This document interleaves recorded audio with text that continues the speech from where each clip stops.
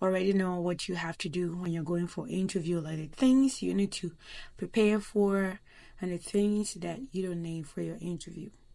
The first thing that I'm going to talk to you about is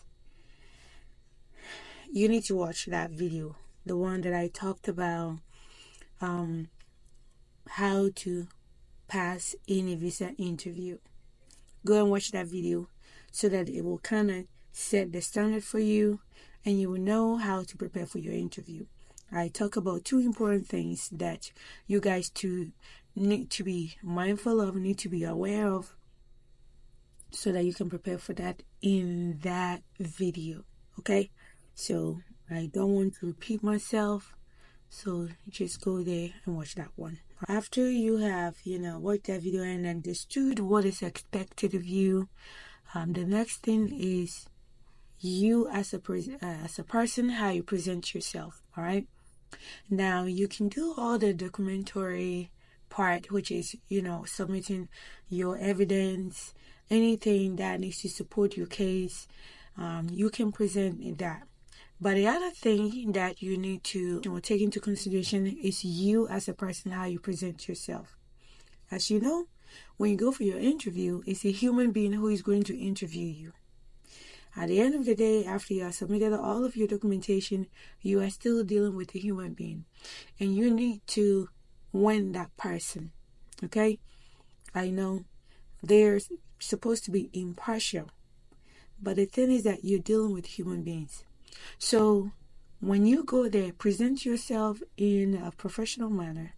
You need to make sure that you are speaking clearly. You don't have to sound anywhere. You don't need to have any accent. You don't have to sound like you're an American. You don't need to do too much. Just be yourself. If communicating in English is going to be a challenge for you, then you need to request for an interpreter or a translator. Typically, in many embassies, they're going to have people who speak the most popular languages there. So like in Ghana, they will have somebody who speaks Chi, they'll have somebody who speaks Ga, somebody who might speak Ewe, somebody who might speak Fanti, right? But when you go into the lower, like the smaller, the less spoken languages, then you may have to bring your own interpreter to the interview. All right? And to do this, you must request for this beforehand. So this is how you go about it. So let's say you speak a language that is not widely known. It's not that spoken much in your country. It's just, maybe like a small section of the people in your country that speak that language. Then you could send an email after you've been scheduled for the interview and you have done your medicals and everything. You need to send an email to the embassy requesting that you will bring an interpreter, and you tell them the language that you speak, and you tell them who your interpreter is. Now, what the interpreter needs to bring will be their ID. So they must have a government ID with their photograph on it, or they can come with their passport. So the interpreter is just going to serve as an interpreter. Whatever you say, they're going to translate that into English back to the consular officer. Okay? So when you are bringing your own interpreter, remember, if you bring somebody who understands your language, but they're not fluent in English, guess what? They are going to be your speaker. They're the ones who are going to relay whatever you're saying in your language back to the consular officer. So you make sure that if you happen to bring your own interpreter, it's somebody who you trust, that they have good command of the English language and they have a good command of your native language, so that they can serve as an intermediary between you and the consular officer, and there will not be any misinterpretation. Okay? So if you send a poor interpreter there, an interpreter who is not competent enough in your language, guess what? You did it to yourself. Okay? Don't shoot yourself in the foot. And like I said, the interpreter needs to bring a government ID with your photograph on it. So it's either You have a Ghana card, you have your national ID, wherever you come from, or if they have a passport, a valid passport, then they can bring their passport with them. All right, because that will allow them to be identified so they can gain access into the premises of the embassy. I hope you understand. So make sure you make the request before you get there. Okay. But let's say you go for an interview and you realize that you are faced with a problem with, maybe a language issue, and maybe you went with someone, the person is outside, right? Somebody who is waiting, somebody who went with you to the interview, but they are waiting outside, and you're having problem with your language issue and you need an interpreter. Hey, you can just mention to the consul officer that, oh, okay, you came with somebody and that person can interpret for them. All right. So even though I said that if you plan on bringing an interpreter, you need to notify the embassy beforehand.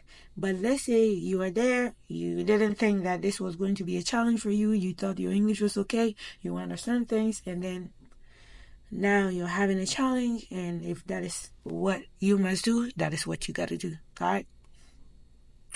The other thing is that you need to show up on time. Show up on time.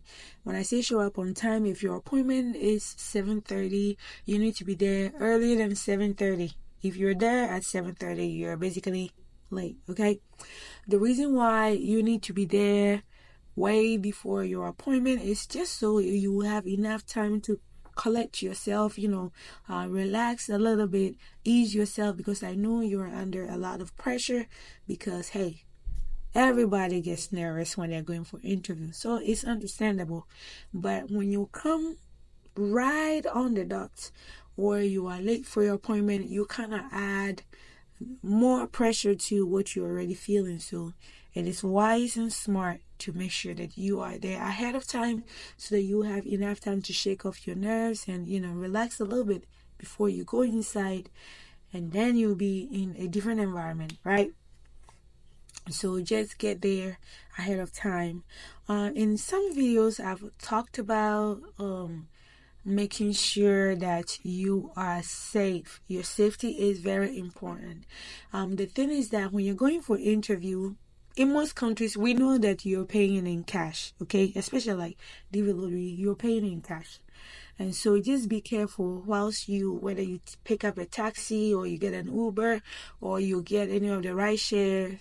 So long as you are in a public transport or in a car or transport that is driven by somebody else other than yourself, just be careful that you do not discuss what you're going to do, so that you don't put yourself in danger, all right? Because remember, each person for DV each person is $330. And if you're a family of 3, a family of 4, that could go into a little bit, all right? If you're a family of 4, $330, that's a lot of money. And so if you have this much on you, about $1,200 and something dollars, and that is cash on you, and when you convert that to your local currency, that is a lot of money. That is thousands of money that you have on you. And if you don't keep things private and you talk too much about it, and you get robbed, then you know that wasn't a smart choice for you to discuss it, okay? So just don't be a little bit private about your interview. Don't share with people who don't unnecessarily need to know. Just give information to people who need to know. If they don't need to know, you don't need to let them know. All right? You don't need to tell them. And more importantly, when you're in a public place, you are in a public transport, all right?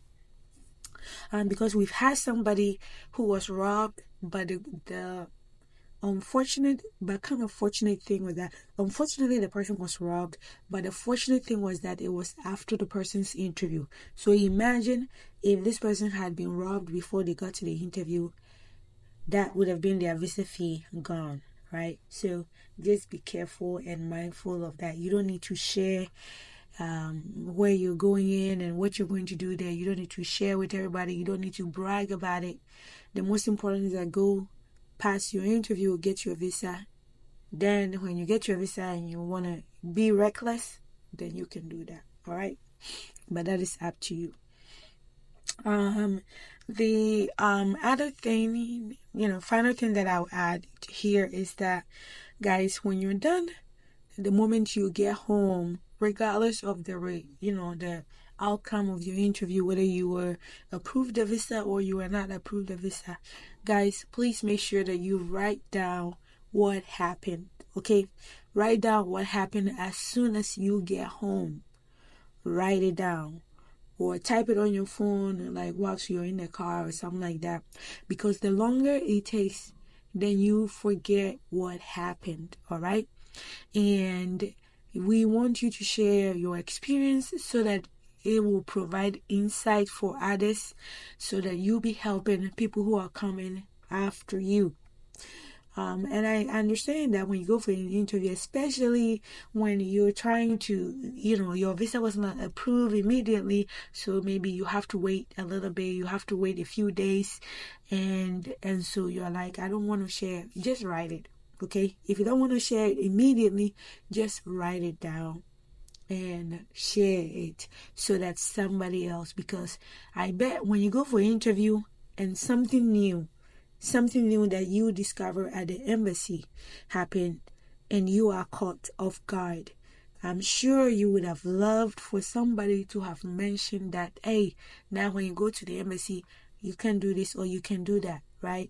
Remember, like now when you go for an interview and you have the $100 bill that was from 2009, I believe 2009, and prior 2009 and before, then you're not, the embassy will not accept the $100 bill that is 2009 and before.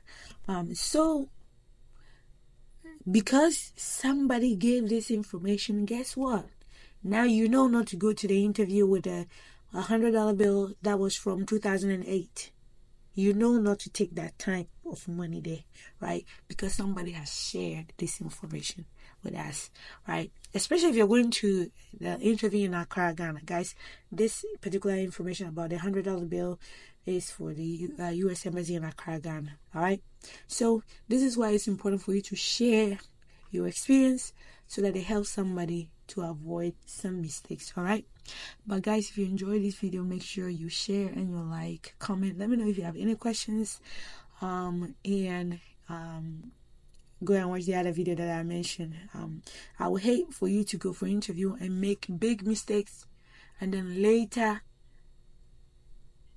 reach out to me and then I tell you that, hey, I had this video there and the video was like months ago, but then you went for an interview and you got, either put in AP or you were refused per something that I've talked about a month ago. You could have watched it and prepared for it, but it's just that, sometimes people do what they want to do.